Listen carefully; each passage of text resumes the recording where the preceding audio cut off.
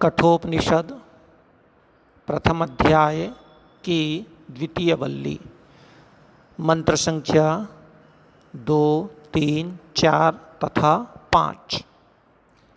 दूसरा मंत्र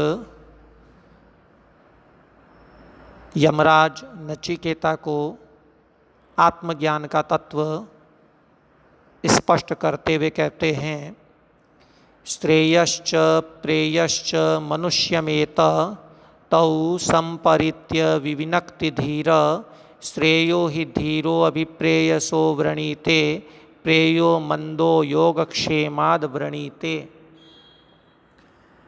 श्रेयश्च श्रेय अर्थात मोक्ष का साधन, प्रेयश्च प्रेय अर्थात अभ्युदय का साधन, ये दोनों ही मनुष्यम एतः मनुष्य के पास आते हैं, मनुष्य के विचार में आते हैं। और तौ उन दोनों को श्रेय और प्रेय मोक्ष तथा अभ्युदय के साधन को संपरित्य भली भांति विचार करके, भली भांति परख करके, धीरः धीर मनुष्य, विवेकी मनुष्य, विद्वान मनुष्य विविनक्ति पृथक पृथक कर देता है, अलग अलग कर देता है। ही निश्चय ही धीरः धीर यानी विद्वान, प्रेयसः प्रेय की अपेक्षा, लौकिक उन्नति के साधन की अपेक्षा श्रेय श्रेय को, मोक्ष के साधन को अभी उपसर्ग व्रणीते क्रिया के साथ प्रयुक्त होगा, अभिव्रणीते अपनाता है।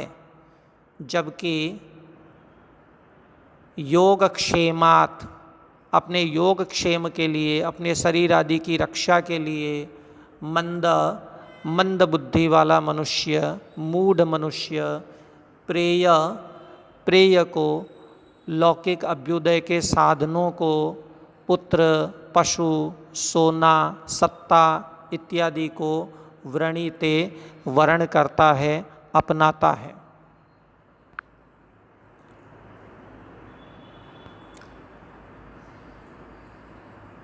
यमराज पुनः कहते हैं, सत्वं प्रियान प्रिय रूपांश्च कामान अभिध्यायन् नचिकेतो त्यस्राक्षी नैताम स्रंकां वित्तमयीमवाप्तो यस्यां मज्जन्ति बहवो मनुष्या। सत्वं वह तुम, प्रियान प्रिय इच्छित पुत्र आदि को, और प्रिय रूपान प्रिय रूप वाली अप्सराओं को, अप्सराओं रूपी कामान कामनाओं पर अभिध्यायन ध्यान करते हुए, विचार करते हुए कि ये सब क्षणिक हैं, इनका विचार करते हुए नचिकेत, हे नचिकेता, अत्यस्त्राक्षी त्याग दिया है, तुमने इनको छोड़ दिया है। तो ये बहुत प्रशंसा की बात है। नैताम स्रंकाम वित्तमयीम अवाप्त, और एताम इस वित्तमयीम वित्त से युक्त, धन से युक्त, स्रंकाम सरणी का मार्ग को न अवाप्त नहीं प्राप्त किया है, तुमने नहीं चुना है अभ्युदय की सरणी को। यस्याम जिसमें, जिस लौकिक अभ्युदय की सरणी में, जिस प्रेय की सरणी में बहव मनुष्याः मज्जन्ति, बहुत से मनुष्य जो मूढ़ बुद्धि के हुआ करते हैं, वो मज्जन्ति डूबे रहते हैं और मोक्ष के साधन पर कभी विचार नहीं करते हैं।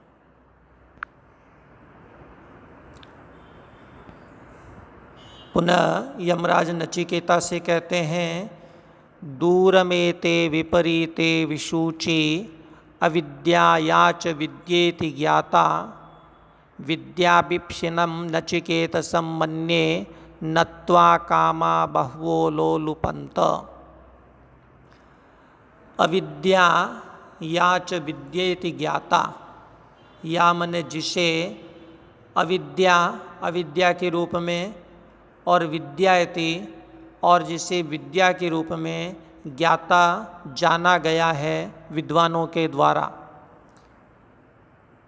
एते ये दोनों श्रेय और प्रेय, मोक्ष तथा लौकिक अभ्युदय के साधन, ये दोनों दूरम विपरीते, बहुत दूर तक यानी बहुत अधिक विपरीते विपरीत हैं, अलग अलग हैं और विसूची हैं, अलग अलग ही फल देने वाले हैं। विद्याभिप्सिनं नचिकेतसं मन्ये,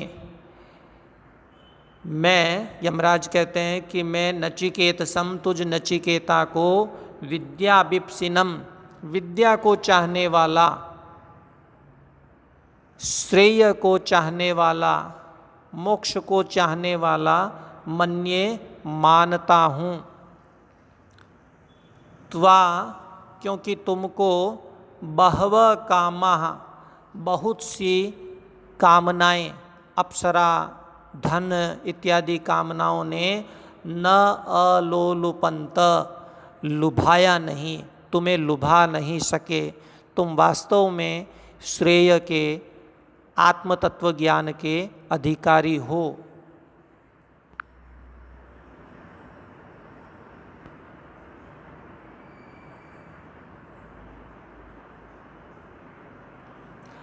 पांचवा मंत्र। अविद्यायामंतरे वर्तमाना स्वयं धीराः पंडितं मन्यमानाः दंद्रम्यमाणा परियन्ति मूढ़ा अंधेनेव नीयमाना यथांधा। यमराज नचिकेता से कहते हैं श्रेय और प्रेय क्रमशः विद्या और अविद्या ही हैं, और कहते हैं कि अविद्यायाम अंतरे वर्तमाना, अविद्या के बीच में वर्तमाना विद्यमान, स्वयं अपने आप को धीराः पंडितम मन्यमानाः, अपने आप को बुद्धिमान और पंडितम मन्यमाना, पंडित मानते हुए, विवेकशील मानते हुए, मानने वाले लोग, मूढ़ाः, मूर्ख लोग, दंद्रम्यमाणाः, भटकते हुए, एक लोक से दूसरे लोक, एक रास्ते से दूसरे रास्ते पर भटकते हुए, अंधेन एव, अंधे के द्वारा ही, नीयमाना, ले जाए जा रहे, यथा अंधा, अंधा यथा, अंधों के समान ही, परियंती, परियंती, विचरण करते रहते हैं। जैसे अंधे को ले जाने वाले अंधे वो विचरण ही करते रहते हैं, किसी निर्धारित स्थान पर नहीं पहुंच पाते, उसी प्रकार अविद्या में विद्यमान मनुष्य अपने आप को विद्वान और पंडित मानते हुए दंद्रम्यमाणा, एक लोक से दूसरे लोक में भटकते हुए, एक योनि से दूसरे योनि में भटकते हुए, परियंती, विचरण करते रहते हैं, किंतु इस संसार के सागर से पार नहीं हो पाते हैं, इस संसार से मुक्त नहीं हो पाते हैं। धन्यवाद। फिर मिलेंगे कल कठोपनिषद के अगले मंत्रों के साथ।